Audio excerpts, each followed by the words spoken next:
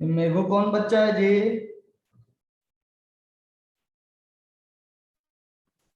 निशा।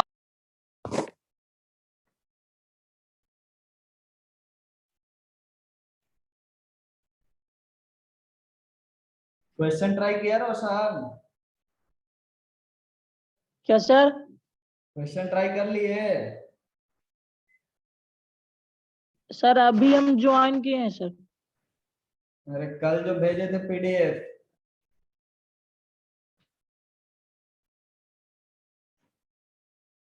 Sir recharge नहीं था, अभी करा के आए हैं। रेफरेंसेस से ये सारी चीजें क्लियर हैं? Yes sir. है ना? आप लोग क्वेश्चंस भी अटेम्प्ट किए होंगे पीडीएफ से।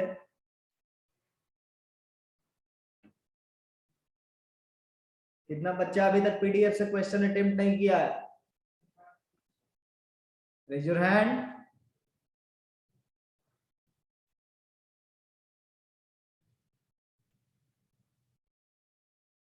अजय और रोशन।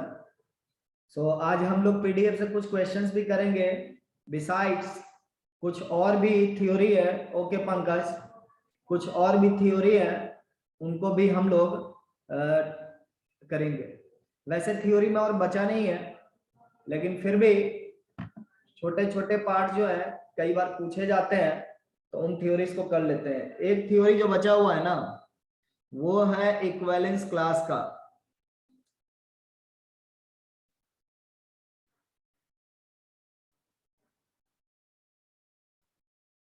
इक्विवेलेंस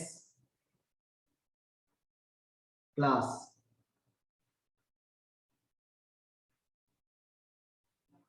तो इक्विवेलेंस क्लास क्या होता है ना? इसको समझने के लिए सबसे पहले हम एक इक्विवेलेंस रिलेशन लेंगे, और तभी जाकर के हम लोग इक्विवेलेंस क्लास जो है डिफाइन कर सकते हैं। सो एक एग्जांपल ले रहा हूं मैं, उसको समझने की कोशिश करो।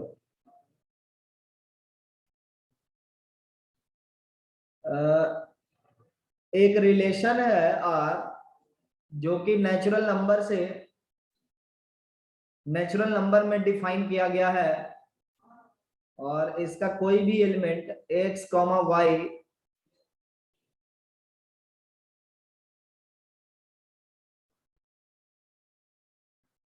इसका कोई भी एलिमेंट x, y जो है वो इस तरीके से है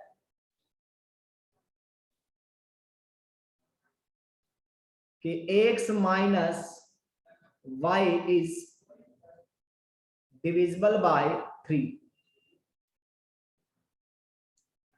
x minus y is divisible by 3। मतलब अगर नेचुरल नंबर से नेचुरल नंबर में हम x minus Y divisible by 3 ऐसा कोई रिलेशन ले रहे हैं, तो ये रिलेशन सबसे पहले मैं ये शो करूंगा कि ये रिफ्लेक्सिव है, सिमेट्रिक है और ट्रांजिटिव है। So first of all, as we know that x minus x equal to 0 है, which is divisible by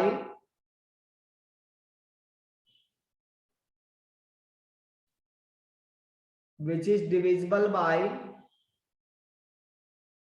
3. Therefore x comma x whenever is always a member of R। इसका मतलब R क्या है? अगर हम x comma x को R का member बता रहे हैं, तो R की कौन सी प्रॉपर्टी हम लोग जाहिर कर सकते हैं? रिफ्लेक्सिव। रिफ्लेक्सिव होगा। इसका मतलब R इज रिफ्लेक्सिव, है ना? अगर हम ये बात करते हैं, if x comma belongs to R, it means x minus y equal to 3k implies that y minus x equal to 3k dash में बोल सकता हूं, माइनस के को मैंने k डैश बोला है, तो यहां से मैं क्या शो कर रहा हूं, y comma x belongs to r। अगर मेरा x कॉमा y r का मेंबर है तो y कॉमा x भी मेंबर मैं शो कर सकता हूं, राइट, इस तरीके से। तो यहां से कौन सी प्रॉपर्टी r का हम लोग डिकोड कर रहे हैं, सिमेट्रिक। r is symmetric. बाकी बच्चों को समझ में आ रहा है? Aryan, yes sir. Anish, yes sir, आ रहा है। Very good. अब देखिए हम लोग ट्रांजिटिविटी शो करेंगे। ट्रांजिटिविटी के लिए हम लोग क्या बोलते हैं कि इफ मेरे पास दो मेंबर कुछ इस तरह से हो, x कॉमा y जो है r का एक मेंबर है और y कॉमा z भी एक मेंबर है r का, तो इसका मतलब ये है कि x माइनस y जो है वो 3k के बराबर है और y माइनस जेड जो है वो 3k डैश में बोल सकता हूं। तो यहां से अगर दोनों इक्वेशन को आप जोड़ दोगे तो यहां पे जोड़ने पे हमें मिल रहा है x माइनस जेड जो है वो 3 times k plus k dash है। तो इसका मतलब ये हो रहा है, इसका मतलब जिससे मैं पूछूंगा वही बताएगा, ईशांत बताएगा इसका क्या मतलब है, x minus y equal to 3 times k plus k dash. किसी sir, x minus z equal to 3 times k plus k dash, इसका मतलब क्या समझते हो इस लाइन का अपने सवाल के रिस्पेक्ट में? x माइनस जेड में आपसे एक्सप्लिसिट सवाल पूछ रहा हूं, x माइनस जेड 3 से डिविजिबल होगा या नहीं होगा? होगा। होगा, वेरी गुड।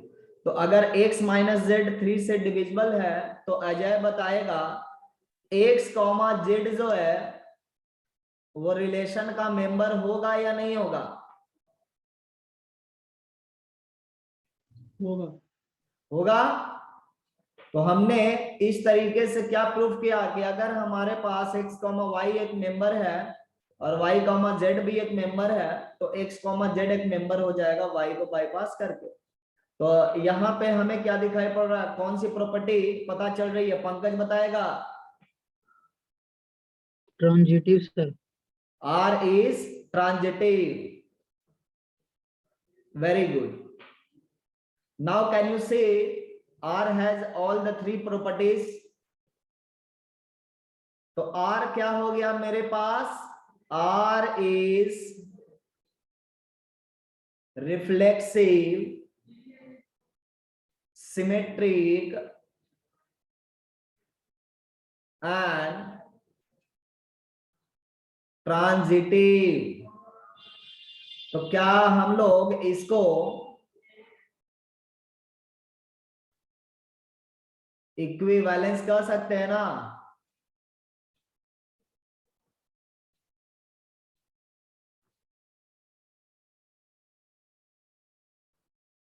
इक्विवेलेंस रिलेशन है, और क्या है, यस।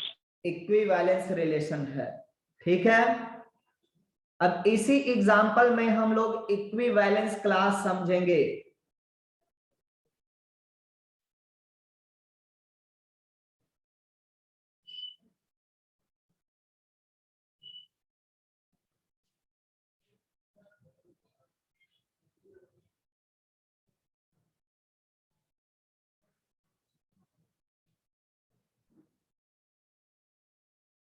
देखिए इक्विवेलेंस क्लास क्या है, या तो मैं पहले उसको डिफाइन कर दूं और तब जाकर के मैं एग्जाम्पल को समझूं। तो पहले मैं डिफाइन ही कर लेता हूं। इक्विवेलेंस क्लास को हम लोग कुछ इस तरीके से डिनोट करते हैं। For a member y belongs to, चूंकि हम लोग ऑन टू फंक्शन लेते हैं, बेसिकली ऑन टू रिलेशन लेते हैं, लेकिन यहां पर मैं दो सेट की बात कर रहा हूं।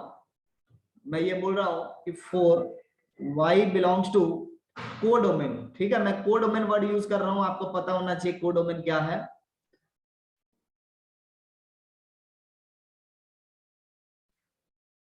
For a member of codomain y,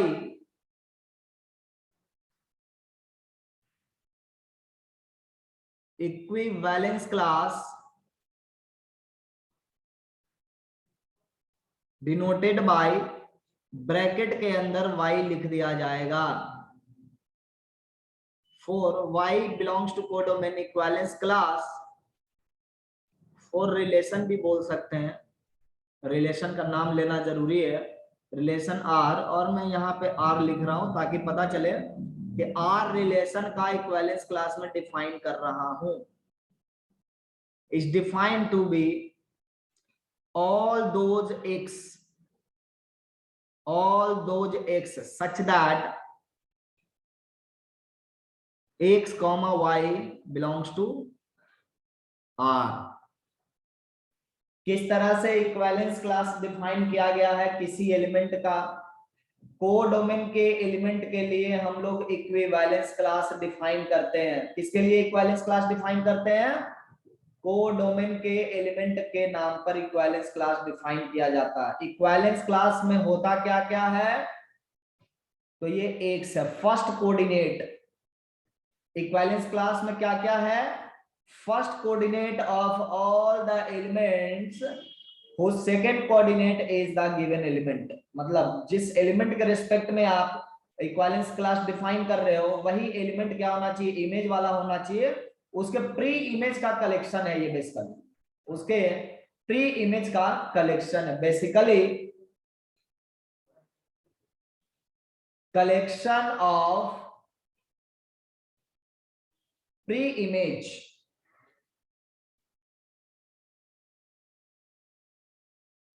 images of y। किसका कलेक्शन है? प्री इमेजेस का। लेकिन ये जो R होना चाहिए ना, ये इक्विवेलेंस रिलेशन होना चाहिए, मस्ट बी इक्विवेलेंस रिलेशन।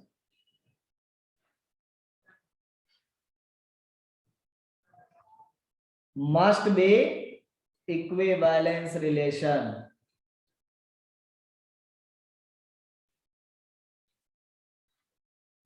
मतलब ये हो रहा है कि इक्विवेलेंस क्लास सिर्फ और सिर्फ इक्विवेलेंस रिलेशन के लिए कोडोमेन के एलिमेंट के नाम पर डिफाइन किया जाता है। ओके, अब हम ऊपर का एग्जांपल अगर नीचे निकालते हैं तो उसमें इक्विवेलेंस क्लास अगर हम देखेंगे तो हमें पता चलेगा कि क्या है बेसिकली इक्विवेलेंस क्लास कैसा दिख रहा है। जैसे ऊपर में मैंने रिलेशन क्या डिफाइन किया था कि relation was defined to be having element x comma y such that x minus y is divisible by 3 where x and y both were natural number। यही ना रिलेशन था? क्या ये R इक्विवेलेंस रिलेशन है? Yes. Equivalence relation. अब यहां पे हम इक्विवेलेंस क्लास डिफाइन करेंगे या फाइंड करेंगे बेसिकली। सो फाइंड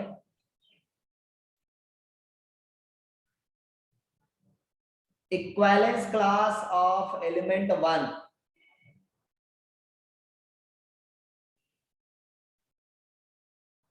वन का इक्विवेलेंस क्लास क्या हो जाएगा? तो हम ये बोलेंगे कि सेट बिल्डर फॉर्म में वो सारे एक्स इसके कलेक्शन हो जाएंगे जो 1 से रिलेटेड है अंडर रिलेशन R। तो x का क्या क्या वैल्यू हो जाएगा? बता सकते हो?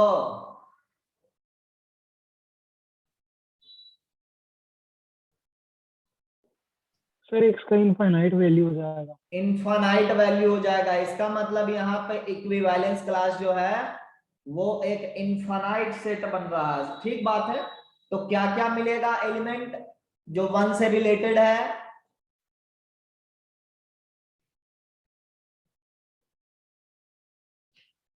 बोलो Chaitanya.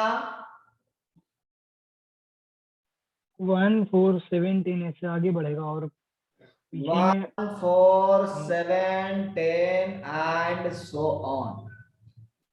Is it clear to everybody? All the elements described by Chaitanya is related to one under the relation. क्या सबको क्लियर है?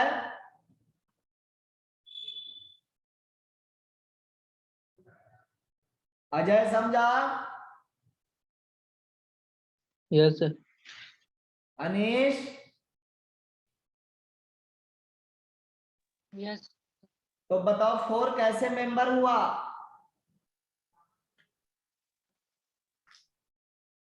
हमारा जो इक्विवेलेंस क्लास ऑफ 1 है उसमें 4 मेंबर कैसे हुआ बता सकते हो? कोड करके। हाँ?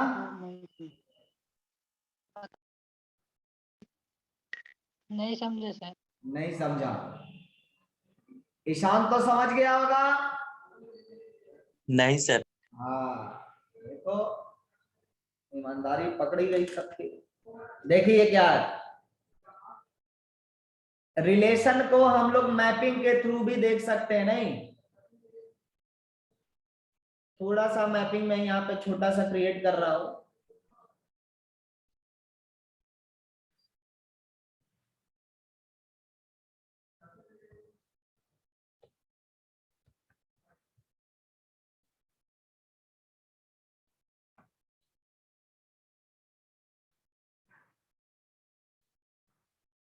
ये है मेरा डोमेन और इस केस में को डोमेन भी क्या है?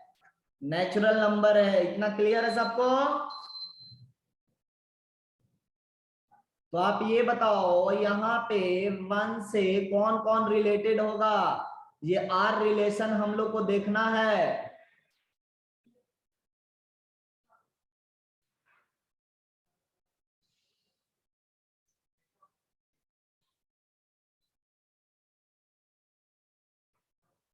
रिलेशन का मतलब समझ में आ रहा? क्या डिफाइन किया गया है? एक्स वैल्यू आपको यहां से लेना होता है और वाई वैल्यू आपको कहां से लेनी होगी? सेकेंड वाला सेट से। रिलेशन का जो डिस्क्रिप्शन है वो ये है कि x minus Y divisible by 3 होना चाहिए, मतलब 3 से डिवाइड हो जाना चाहिए। तो बताइए y का वैल्यू जब 1 है तो x का वैल्यू 1 ले सकते हैं?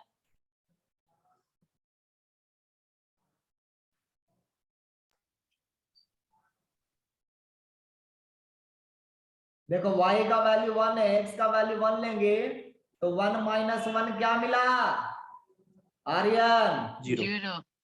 क्या ये डिविजिबल बाई 3 हुआ? 0 क्या 3 से डिविजिबल है?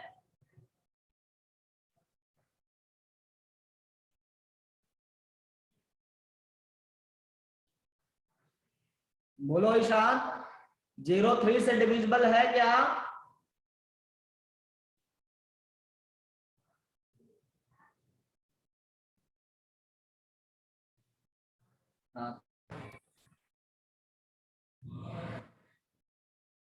हाँ, मैं फिर से पूछ रहा हूं, 1 माइनस 1 इक्वल टू 0। तो ईशांत बताएगा क्या 0 3 से डिविजिबल है? नहीं। बहुत शाबाश ईशान। अनीश बताएगा 0 3 से डिविजिबल है? फिर वो तो 0 ही हो जाएगा सर। 0 3 से डिविजिबल है या नहीं है? यस और नो? नहीं सर। नहीं ना, बहुत बढ़िया, शाबाश। सारांश बताएगा 0 3 से डिविजिबल है? Yes sir. 10 into 0 is equal to 0। इसका मतलब this 0 is divisible by this 3। 0 is divisible by every, यहां पे नोट कर लो, 0 is divisible by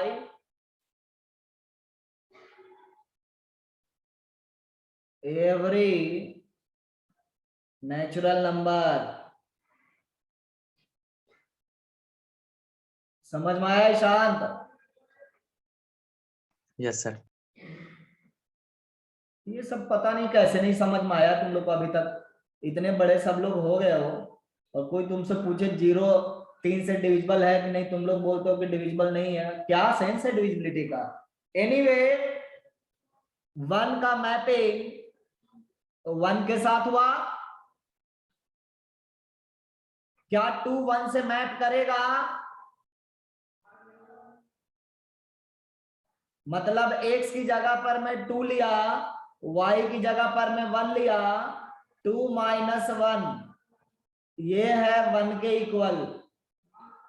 क्या 1 3 से डिविजिबल है? Yes sir. No sir. नहीं?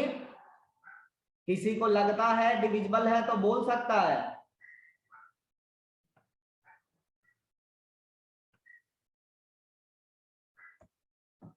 क्या किसी को लगता है? तो 2 1 से मैप नहीं होगा।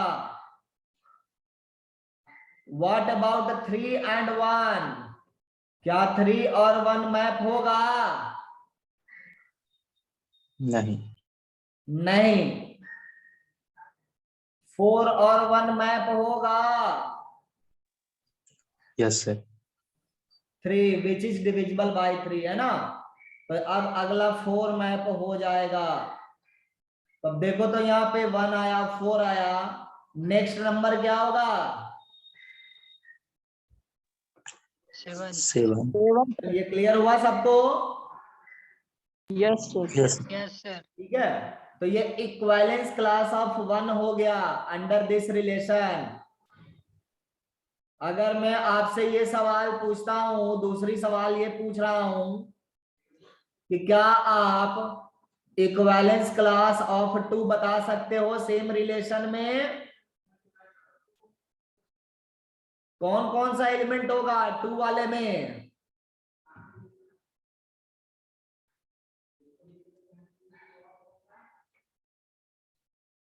कोई बोल करके नहीं बताएगा। एलिमेंट जो है आप चैट पे लिखिए। 2 के इक्विवेलेंट क्लास में कौन कौन सा एलिमेंट होगा? मतलब क्वेश्चन ये है कि यहाँ पे सेकंड पोजीशन पर 2 है, तो इससे कौन कौन अटैच होगा?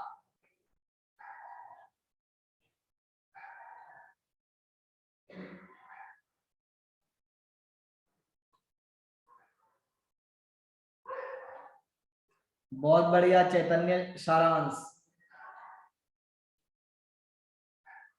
इस 2 से कौन कौन अटैच होगा?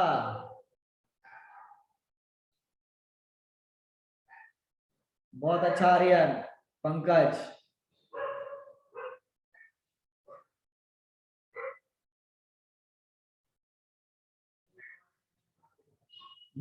बहुत अच्छा शिवा, बहुत अच्छा राहुल।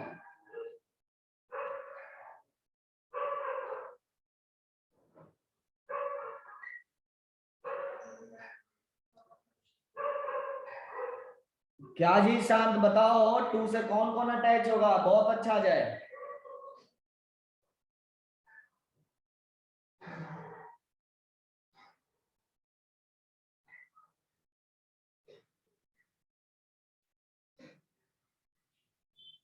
रोशन बहुत जबरदस्त। रोशन, क्या 5 से छोटा नंबर भी होगा?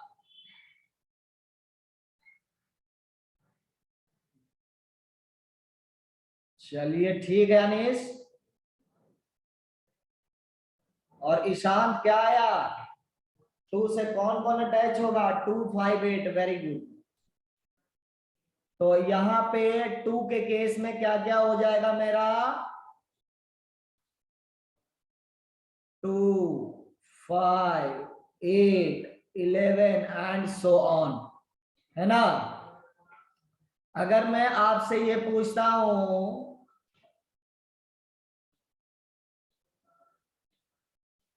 कि इक्विवेलेंस क्लास ऑफ 3 में कौन कौन से मेंबर होंगे? सब लोग फिर से जवाब देना शुरू करो फटाफट। इक्विवेलेंस क्लास ऑफ 3 में कौन कौन सा मेंबर होगा?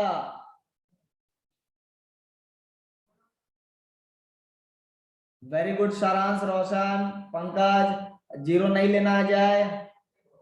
Very good, everybody got it, very good. So इसमें आएंगे 3, 6, 9 एंड सो ऑन। बहुत अच्छा, है ना? अब देखिए, ये इक्विवेलेंस क्लास तो हो गया। अगर मैं आपसे ये पूछता हूं कि इक्विवेलेंस क्लास ऑफ 4 में कौन कौन से मेंबर होंगे, मतलब यहाँ पे 4 जब रहेगा तो इससे कौन कौन अटैच होगा?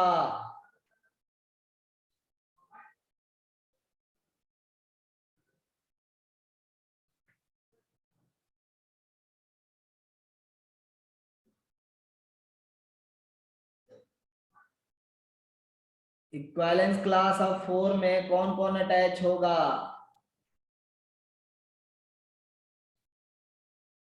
रोशन, वेरी गुड। लेकिन सबसे जबरदस्त सवाल है पंकज का, आंसर है पंकज का। आप लोग जब नंबर को एपी में लिख रहे हैं तो उसका लिस्ट नंबर भी आपको लिखना होगा। सो अकॉर्डिंग टू शांत, अजय, चैतन्य एंड लॉक कर दो। तुम लोग अपना भी दरवाजा बंद कर लो। लिस्ट नंबर क्या मिलेगा इसमें? इक्विवेलेंस क्लास ऑफ 4 में लिस्ट नंबर क्या मिलेगा? 4। 4 नहीं मिलेगा।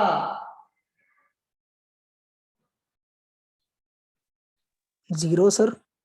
1, very good Ajay. 1, 4, 7, 10 and so on.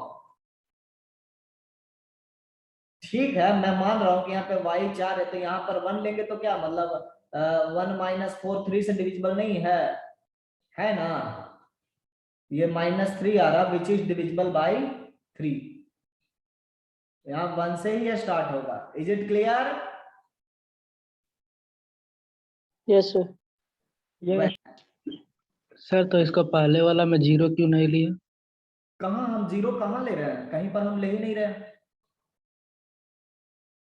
Natural number में x और y सिर्फ नेचुरल नंबर है। देखो रिलेशन कैसे डिफाइन किया गया है। x और y दोनों यस नंबर होना चाहिए, इसलिए 0 नहीं ले सकते हैं। समझ गए? यस हाँ, वही मिस्टेक हो रहा था सबसे। अब देखिए यहाँ पे आप जैसे ही इक्विवेलेंस क्लास फाइंड किए हो तो one thing you can note कि equivalence class of 1 is equal to equivalence class of 4, isn't it?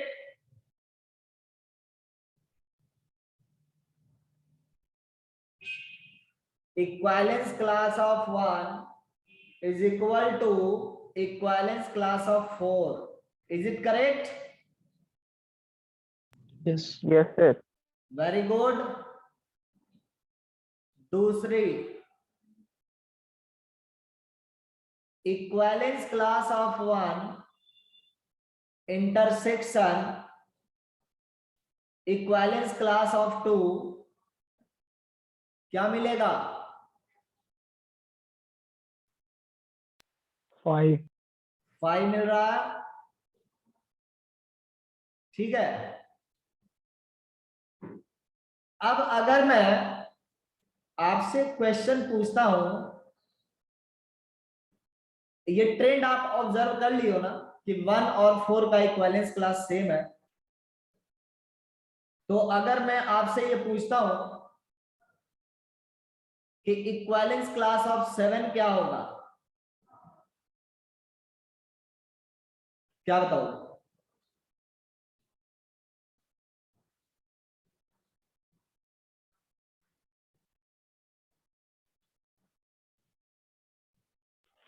क्या इक्विवेलेंस क्लास ऑफ 7 भी इक्विवेलेंस क्लास ऑफ 4 के बराबर होगा? Yes sir. यस है ना?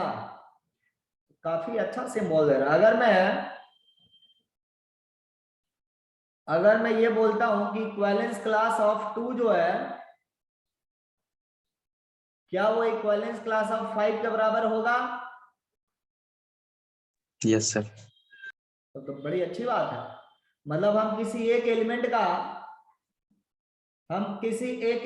का अगर इक्विवेलेंस क्लास फाइंड कर ले और उसके इक्विवेलेंस क्लास में जितने भी एलिमेंट हैं, अगर उनका इक्विवेलेंस क्लास फाइंड करें तो वो उसी एलिमेंट के इक्विवेलेंट क्लास के बराबर होगा, है ना? तब तो हम लोग इक्विवेलेंट क्लास ऑफ 6 अगर लिखेंगे तो ये इक्विवेलेंट क्लास ऑफ 3 के बराबर होना चाहिए, है ना? तो होता ये है कि कोई भी रिलेशन हमारे डोमेन को, अगर हम किसी एक सेट पर रिलेशन डिफाइन कर रहे हैं तो हमारे डोमेन को पार्टीशन करता है।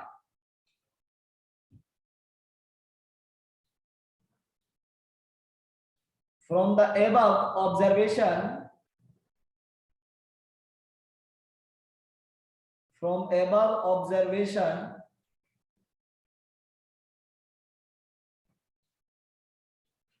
equivalence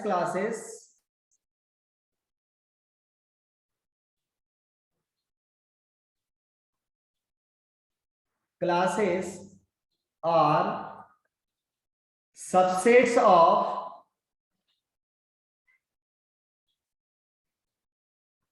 डोमेन, है ना? इतना तो हम बात कर ही सकते हैं कि वो सबसेट्स होते हैं डोमेन के। दूसरी बात, they are disjoint subsets, they are disjoint subsets. ऐसा मैं बोल सकता हूं, इज इट क्लियर कि इक्विवेलेंस क्लासेस जो होते हैं वो डोमेन के सबसेट हैं और डिसजॉइंट सबसेट्स हैं?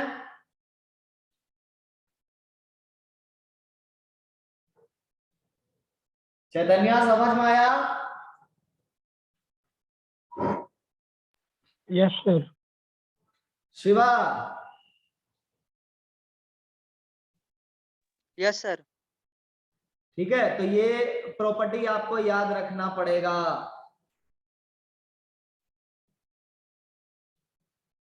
हम लोग और भी रिलेशंस ले सकते हैं, लेकिन ये रिलेशन समझने में काफी आसान है, इसीलिए इस रिलेशन का एग्जांपल लिया गया है।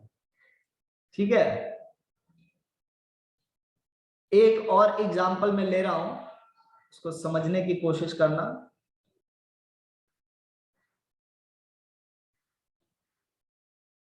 एक रिलेशन ऐसा है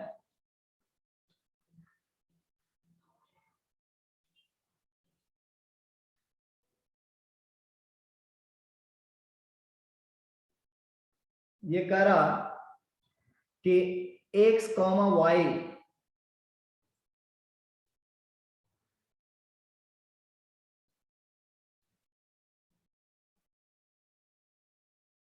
comma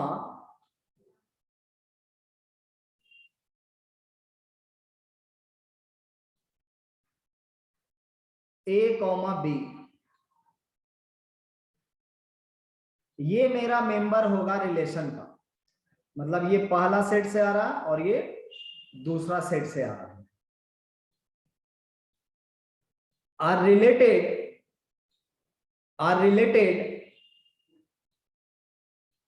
if x square plus y square is equal to a square plus b square, where x y a comma b all belongs to real number. Is it clear to everybody definition of the relation?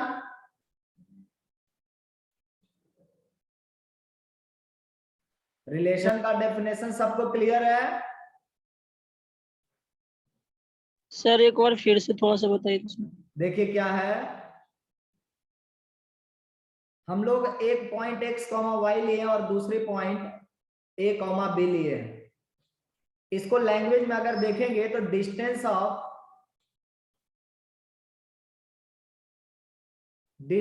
Of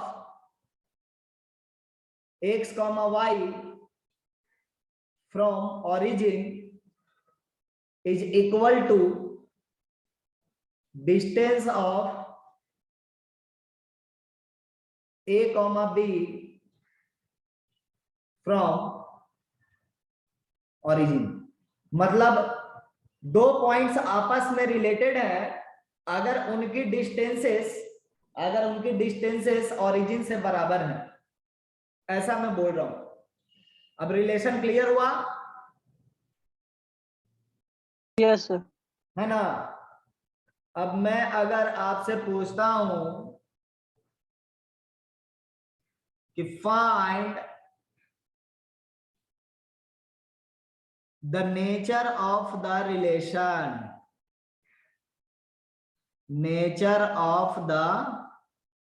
relation,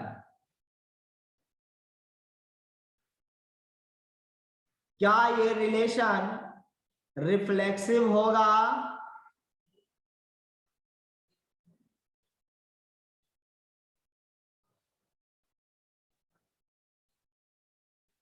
क्या ये relation reflexive होगा?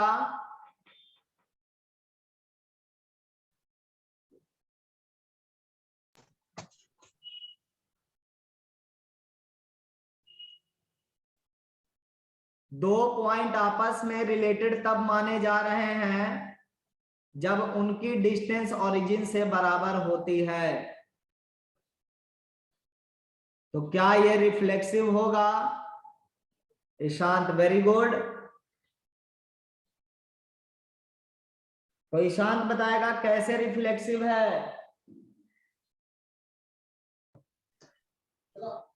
Origin 0 0 है sir, दोनों equal है। कौन दोनों equal है? X square plus y square is equal to a square plus b square. ये तो रिलेशन का डेफिनेशन ना है। तुमको ये बताना है कि दो पॉइंट आपस में तब रिलेटेड है जब उनका डिस्टेंस ओरिजिन से बराबर है। तो क्या सेम पॉइंट लेंगे तो वो आपस में रिलेटेड कहे जाएंगे? मतलब अटेंड कर रहेगा तो मेरा ये क्वेश्चन है, क्या 1,2 इज रिलेटेड टू 1,2?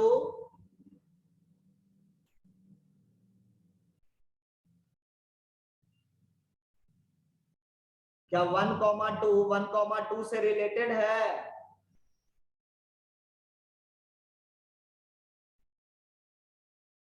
क्या 1,2 अपने आप से रिलेटेड है? आर्यन,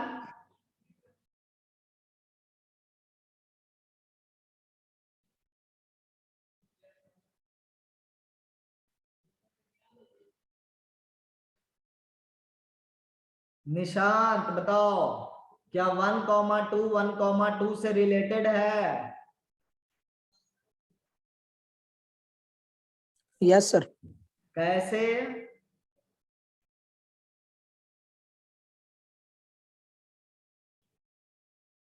सर रिलेशन को फॉलो कर रहा। रिलेशन को फॉलो कर रहा, डेफिनेशन को फॉलो कर रहा है ना। इनकी दोनों पॉइंट की डिस्टेंस जो है वो ओरिजिन से बराबर है, इसीलिए 1,2 जो है 1,2 से रिलेट करेगा। क्या कोई दूसरी पॉइंट हम x, y लेंगे और x, y लेंगे तो ये दोनों पॉइंट ये पॉइंट आपस में रिलेटेड है। Yes sir.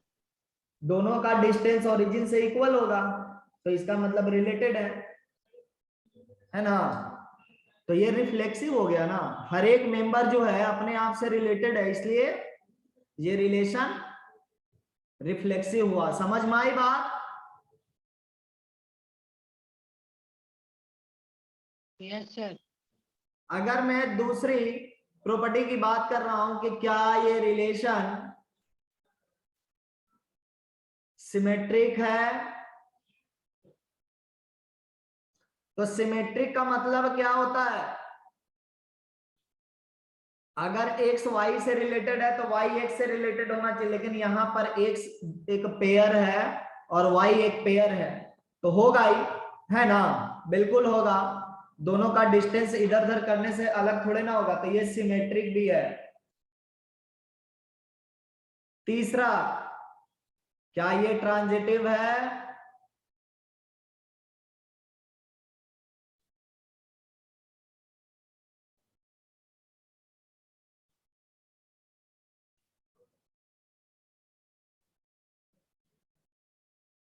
सिमेट्रिक कैसे है पंकज? देखो,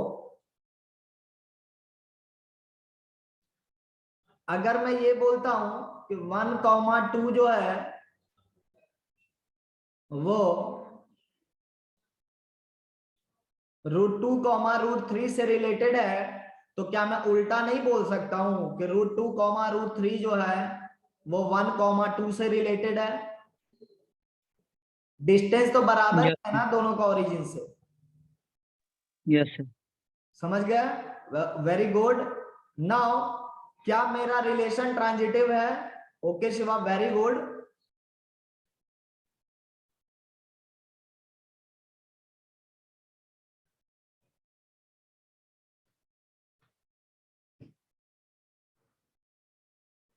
क्या रिलेशन ट्रांजिटिव है?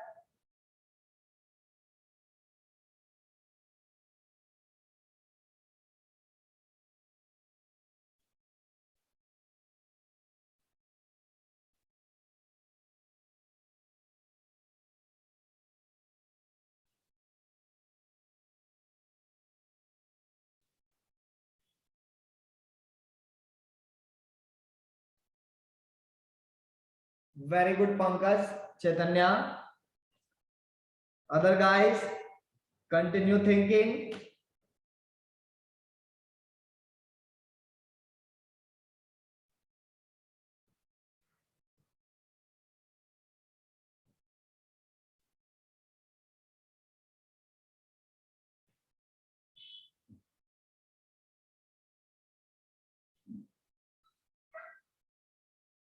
निशांत, है।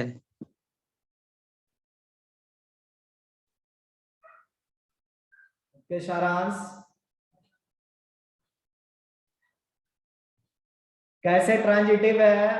अजय बता सकता है?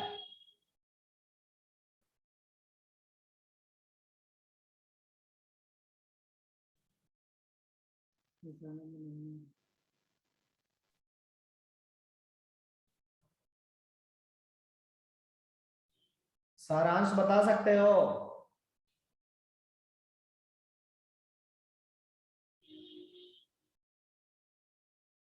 देखिए,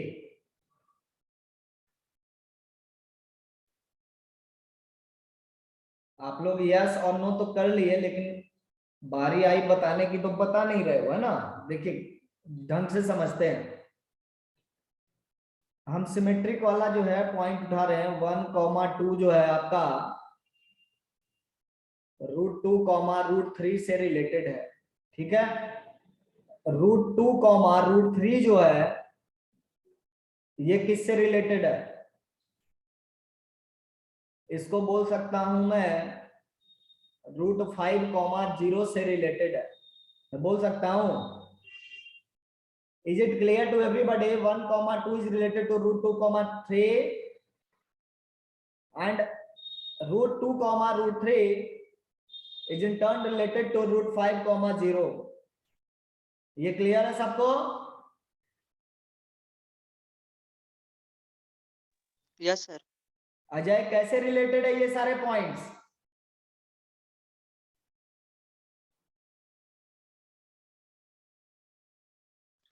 सर यहाँ पर हमको समझ में नहीं आया कुछ। यहाँ पे नहीं समझ में आ रहा। आर्यन एक बार और बता दीजिए। Very good. आवाज कट रही है क्या?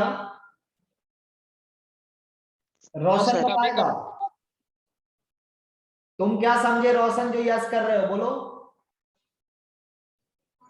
सर 1,1,1,2 है ना, हाँ जो 2,3 से रिलेटेड इसलिए है कि अगर उसका a square plus x square plus y square करेंगे तो 5 आएगा, वेरी गुड। और कंटिन्यू। √2 का स्क्वायर और √3 का स्क्वायर करेंगे तो भी 5 आएगा, वेरी गुड।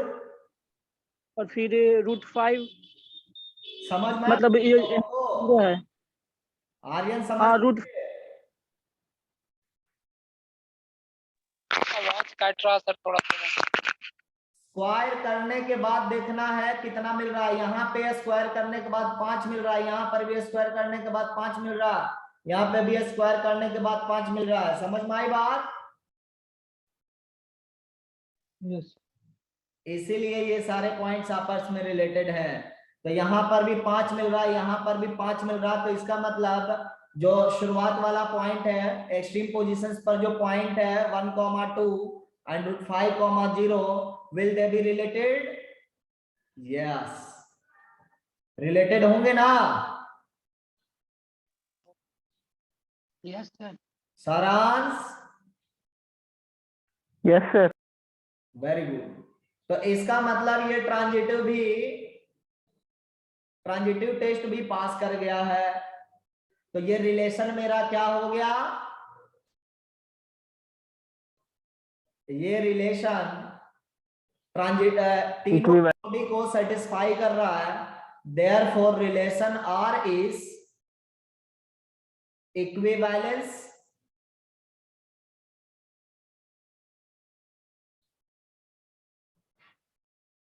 हुआ।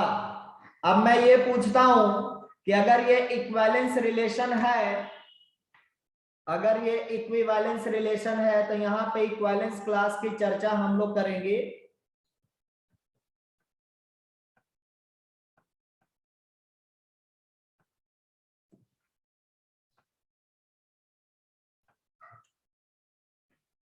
कैन यू फाइंड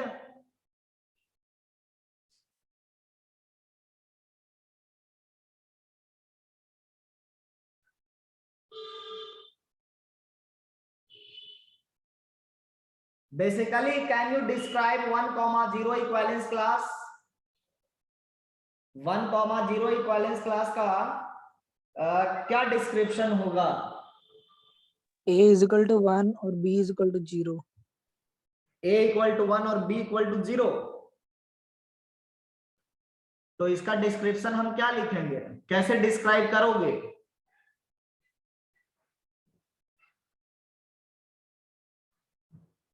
मतलब अगर मैं इसको x, y फर्स्ट एलिमेंट की बात कर रहा हूं, है ना, तो क्या होना चाहिए?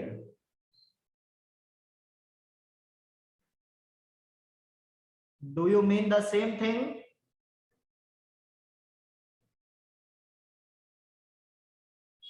Very good. क्या यही कहना चाह रहे थे आप लोग? Yes sir. Very good. ठीक है, तो ये आपका इक्विवेलेंस क्लास हो गया, जो कि एक लोकस दिखाई पड़ रहा है ना, एक लोकस दिखाई पड़ रहा है।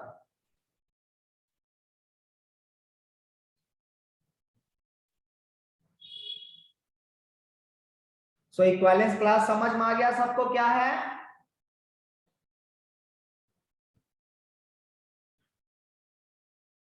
यस। Very good. तो अब हम लोग ना थोड़ा आगे बढ़ते हैं। इक्विवेलेंस क्लास में और ज्यादा इसको नहीं छेड़ेंगे, थोड़ी सी और बातें करनी है हम लोग को। अब हम लोग ना दो रिलेशन ले रहे हैं, उनका यूनियन इंटरसेक्शन पर कमेंट करेंगे। ठीक है, set operations on relation.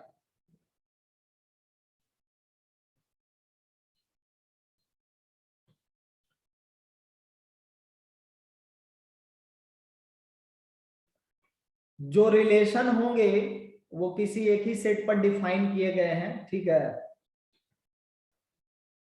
Late R and S be two relations on to A, ठीक है, on to set A। R और S दो रिलेशन है सेट A पर। केस नंबर में पहला ये सेलेक्ट कर रहा हूं,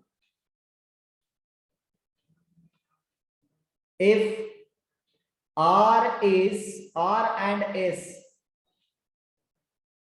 both are reflexive,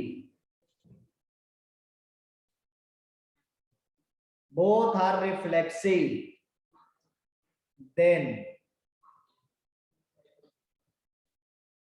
or intersection S is a necessarily reflexive. Option number B, may be reflexive।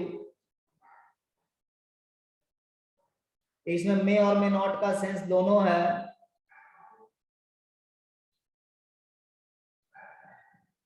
D, C, never be reflexive।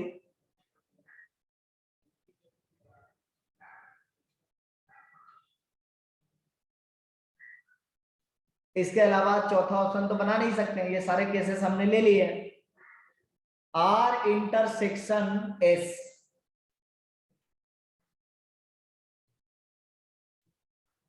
Very good Shiva, चैतन्य,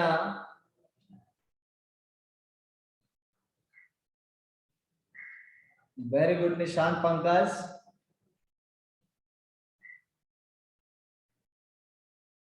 बाकी बच्चे भी सोचिए।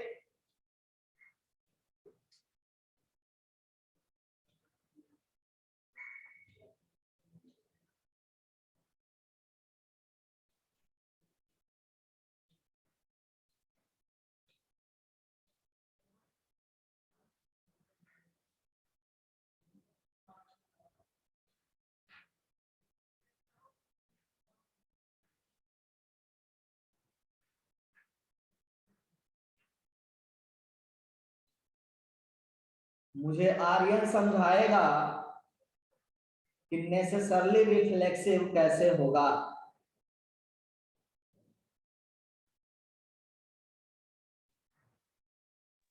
क्योंकि दोनों रिलेटेड है तो उसका यूनियन भी रिलेटेड ही ना होगा। हम इंटरसेक्शन की बात कर रहे हैं, यूनियन की बात नहीं कर रहे हैं। थोड़ा देखने में मिस्टेक हो गया। हाँ, हाँ, तुम अपने आंसर को रिव्यू करो।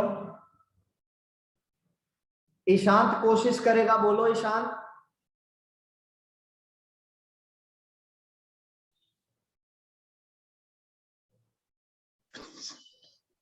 डिफिनीशन को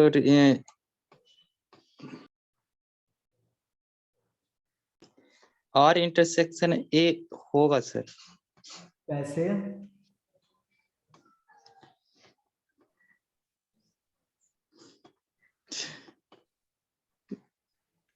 डिफिनीशन को ये रिलेट, डेफिनेशन को सेटिस्फाई कर रहा है। यस। मतलब अगर हम एक सेट ए ले रहे हैं तो माइक ऑफ नहीं करोगे, ठीक है। यही 3 मेंबर हैं, ठीक। तो यहाँ पे अगर हम R एक रिफ्लेक्सिव रिलेशन लेना चाहते हैं तो 1,1,1 2,3,3 एस।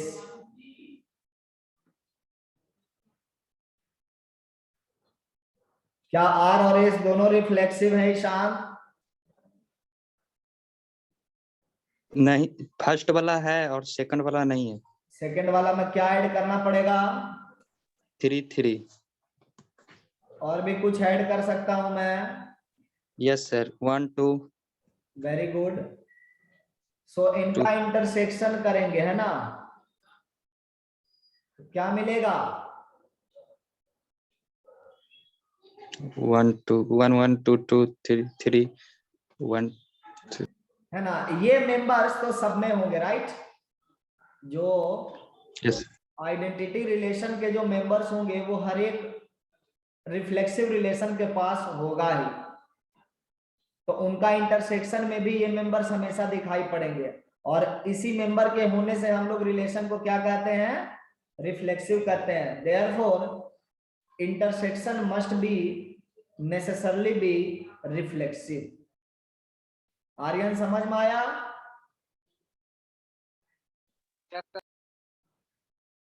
सारांश? Yes sir. वेरी गुड, है ना? अगर हम यूनियन करेंगे तब क्या होगा? अगर हम ये बोलते हैं कि if R and S both are reflexive,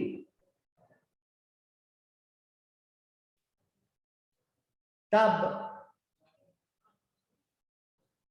R union S is same options है, इनमें से कौन सा ऑप्शन टिक करना पसंद करोगे?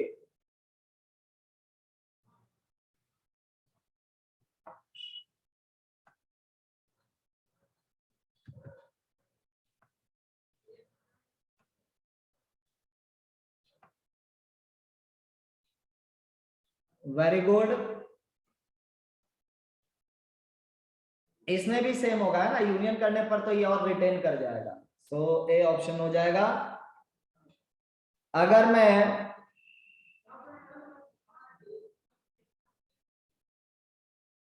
if R and S both are reflexive, then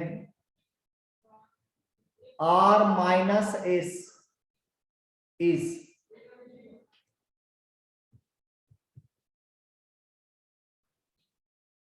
कौन सा ऑप्शन लेना पसंद करोगे?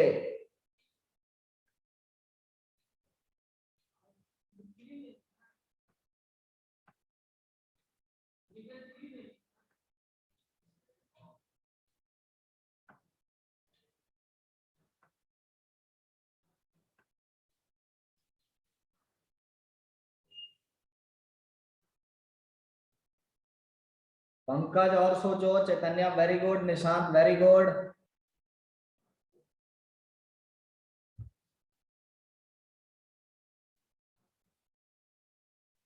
सारांश वेरी गुड, ईशांत और सोचिए।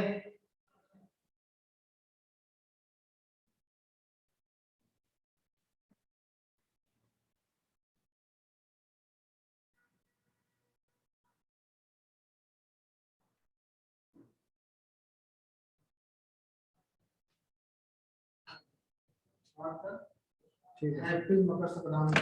हैप्पी मकर संक्रांति।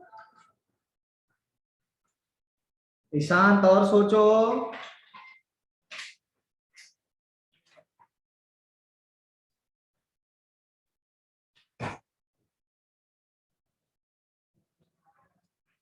यहां पे नेवर रिफ्लेक्सिव होगा।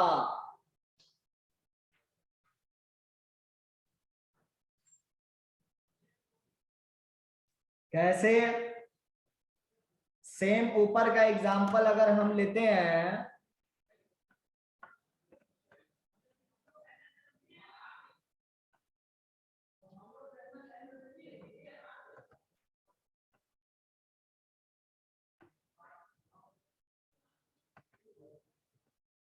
देखिए ऊपर का रिफ्लेक्शन ले रहे हैं, रिफ्लेक्शन बोल रहा हूं मैं, हम लोग R माइनस S अगर इसमें फाइंड करें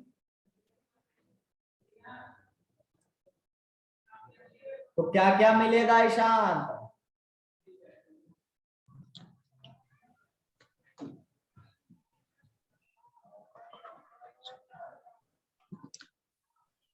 कुछ नहीं, वन नहीं मिलेगा, कुछ नहीं मिलेगा सर। नथिंग मिलेगा ना। S माइनस R करते तो 1 माइनस 2 होता, लेकिन यहाँ पे R माइनस S कर रहे हैं तो ये 5 सेट हो जाएगा, है ना। तो ये 5 सेट जो है आपका रिफ्लेक्सिव नहीं कहा जाएगा, तो यहाँ पे नेवर रिफ्लेक्सिव होगा। हमेशा ये जो है रिफ्लेक्सिव वाले एलिमेंट जो मैं बोल रहा था वो खत्म हो जाएंगे, तो इस वजह से ये हमेशा रिफ्लेक्सिव नहीं रहेगा। Is it Sir. clear to everybody? Sir हाँ अगर R लेंगे 1,1 और 2,2 और S लेंगे वही वाला, तो R माइनस S को बदल देंगे R में, A स्क्वायर में और बदल R दोगे। जैसे S है ना सर, उसको R कर देंगे, हाँ और फिर R में एक एलिमेंट कम कर देंगे, अच्छा, तो फिर R माइनस S निकालेंगे तो 3,3 और 1,2 आ जाएगा। 3,3 और 1,2 आ जाएगा, तो क्या वो रिफ्लेक्सिव हुआ? होगा ना सर, एक नहीं। एलिमेंट। पंकज का कहना कि एक सेट अगर ऐसा है जिसमें 3,3 है और 1,2 है, तो क्या ये रिफ्लेक्सिव माना जाएगा? बाकी बच्चों बताओ नहीं सर। क्यों? No sir. No sir. 1,1 requirement है और 2,2 2,2 रिक्वायरमेंट है, समझे पंकज? ले सर, समझ आ गया। देखो इसमें क्या ना, एक भी पॉइंट तुम्हारे दिमाग से सरक गया तो जवाब गलती ही मिलता,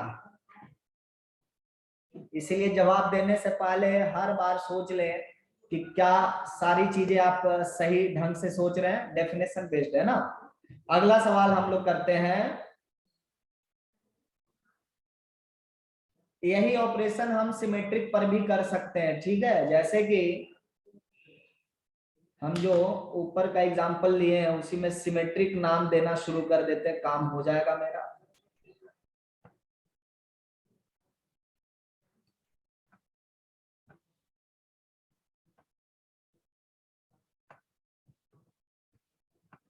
अगर ये R और S दोनों जो है सिमेट्रिक है,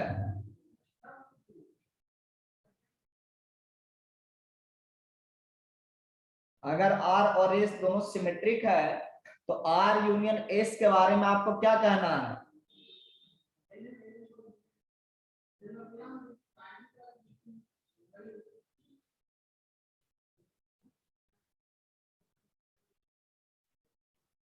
नेसेसरली सिमेट्रिक,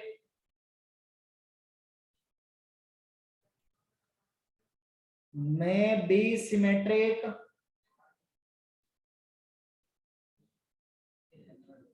और never symmetric.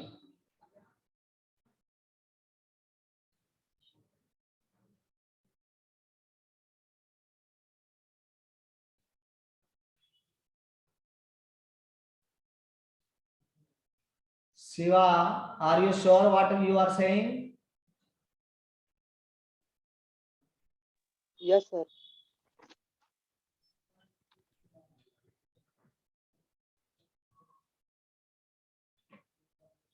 Okay, Saransh and everybody. तो शिवा का कहना है कि इसका ऑप्शन बी राइट है।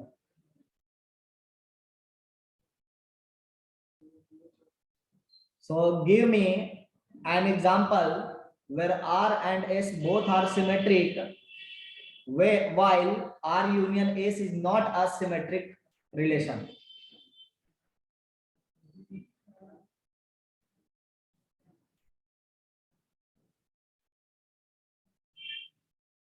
Sir R is equal to ले लेंगे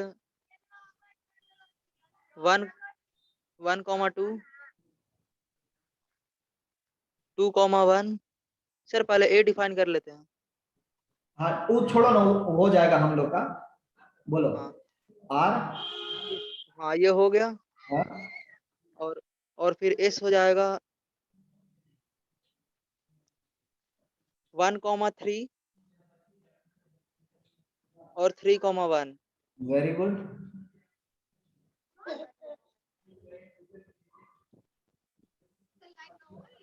ये सारे एलिमेंट आ जाएंगे।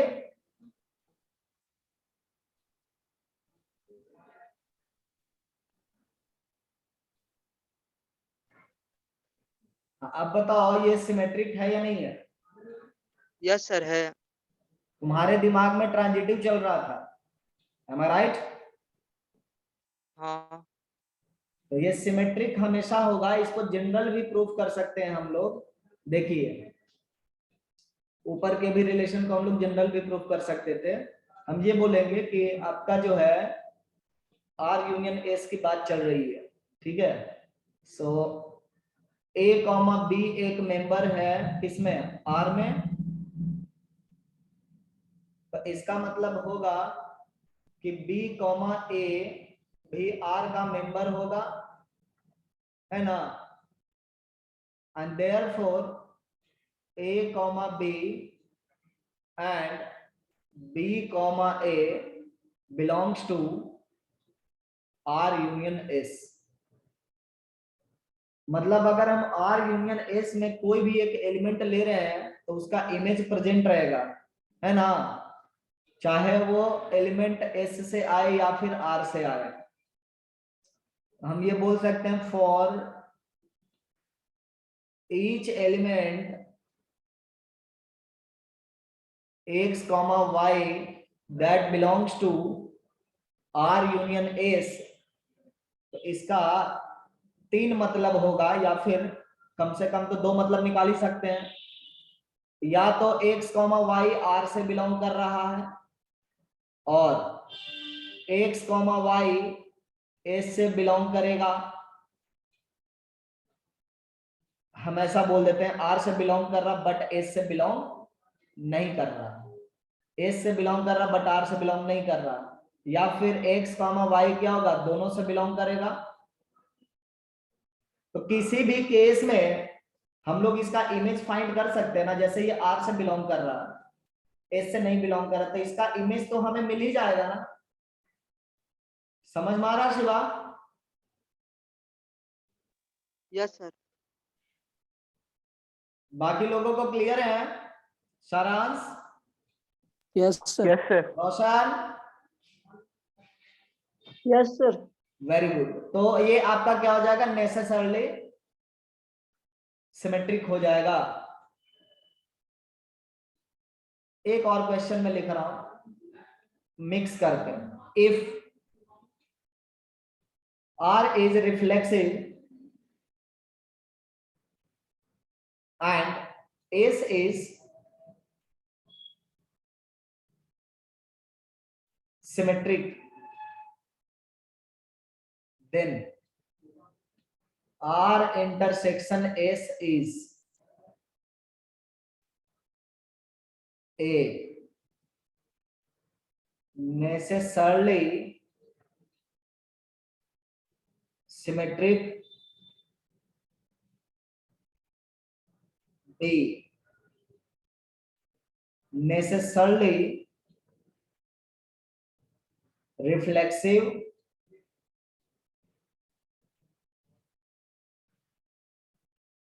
C may be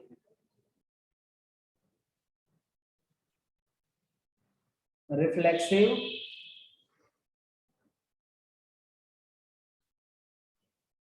may be symmetric,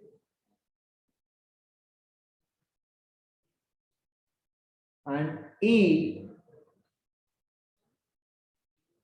both C and D option, and F option none of the above।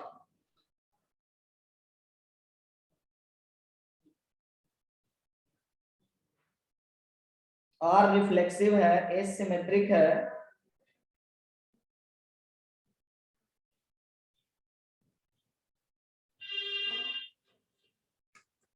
ये मान ले कि R और S ना किसी एक ही सेट पर डिफाइन किया गया है, तब सोचने में आसानी होगी।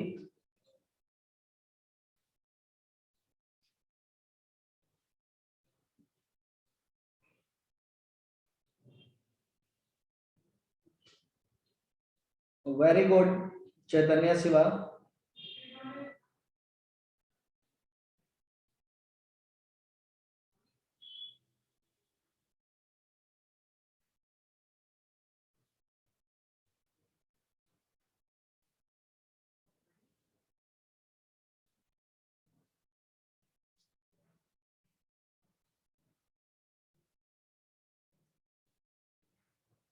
इसमें हम लोग हो सकता है कि ऑप्शन हम लोग का इनसफिशिएंट हो, एग्जाम्पल भी हम लोग को सोच समझ करके लेना पड़ेगा कि सब सही एग्जाम्पल है या गलत भी है कुछ।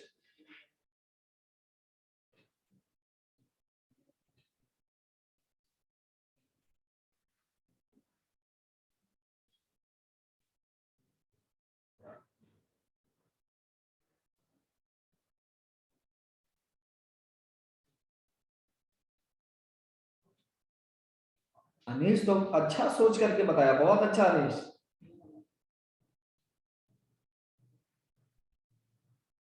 चलिए सारांश एक एग्जाम्पल बताएगा नेसेसरली सिमेट्रिक का।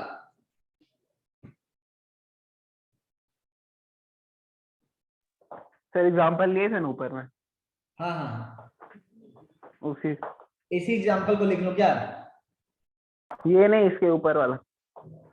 वाला। हाँ हम इनको कॉपी करके नीचे ले आते हैं घसीट करके। साइड वाला भी ले लो।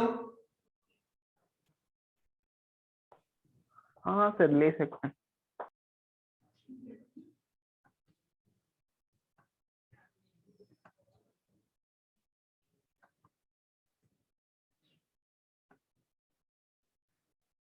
हाँ अब तुम एक्सप्लेन करो कैसे।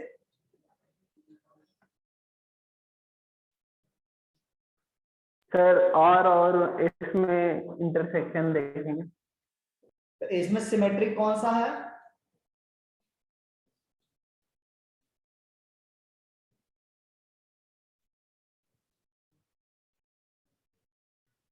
आर सिमेट्रिक, बढ़िया बात है। रिफ्लेक्सिव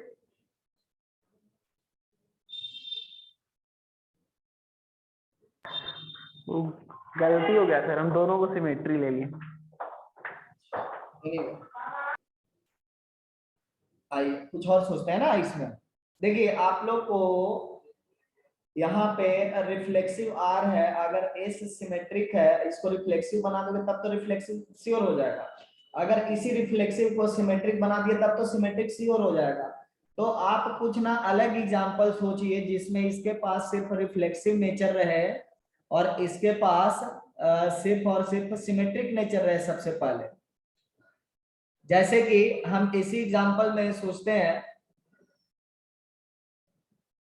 जैसे कि मेरा x एक रिलेशन है जिसमें 1,2 है और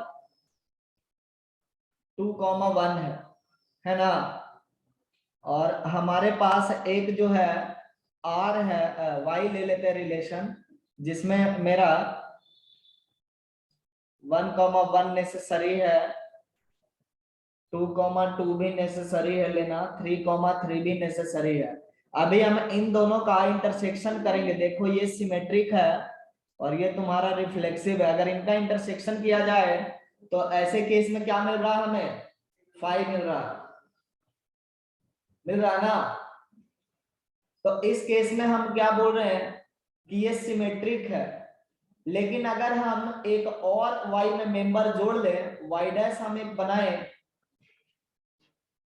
वेरी गुड ईशान, अगर हम y डैश एक मेंबर बनाए जिसमें क्या क्या हो, 1,1 हो, 1,2 हो, 2,2 हो, 3,3 हो और इसमें 1,2 मेंबर भी मैंने ले लिया।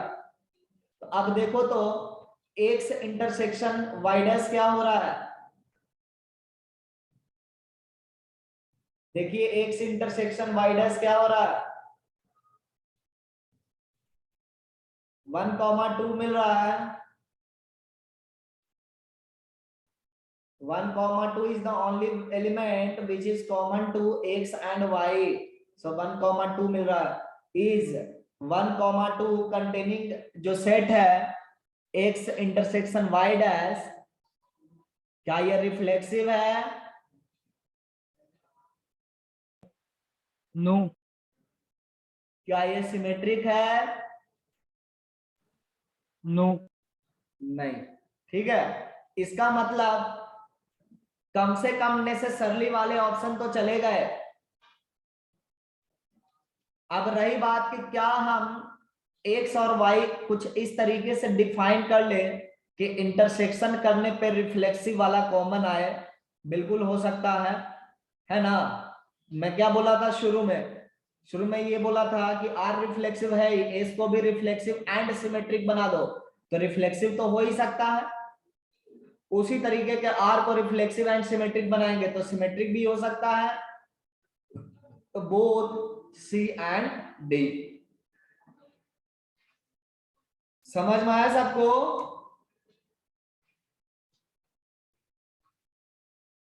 क्लियर हुआ जी सबको? Yes, sir. Yes sir.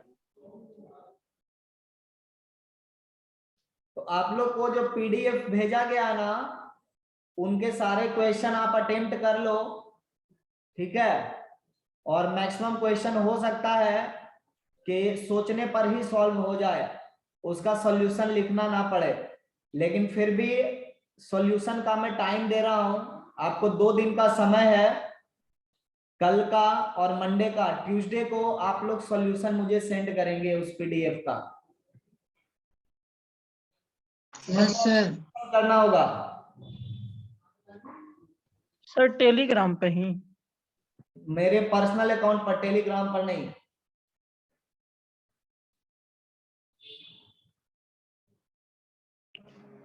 Clear हुआ? कहां पे सबमिशन करना है? Yes sir. Submit solutions of the questions in PDF of relations। और अगले क्लास में हम लोग फंक्शन का शुरुआत कर सकते हैं।